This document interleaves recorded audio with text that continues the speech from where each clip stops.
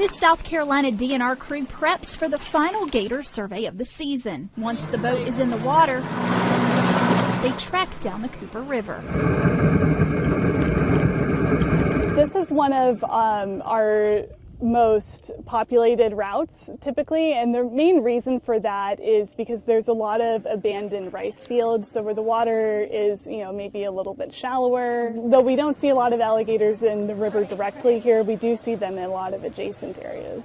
They're trying to get a good estimate of how many alligators there are and look at population trends within the year. And those can help drive management decisions, whether we allow more alligator tags or we restrict them, maybe even we restrict them in certain areas.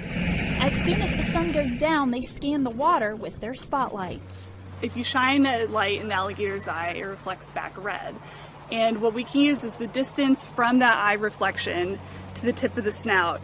That distance in inches correlates to about feet in total body length. So total body length being from the snout tip to the tail tip. They keep track of each one along the way. They'll mark it on the waypoint, and they will try to get the best size classification of the alligator that they can. So we typically try to get to the nearest 2-foot size class, which is really important, so that way we know whether our populations are structured more towards adults or more towards juveniles, which then impacts how we harvest them. Most of the gators shied away from the light, but a few wanted to get up close and personal. Both of these gators were less than 4 feet, so aren't considered legal and were safe from the hunt this year.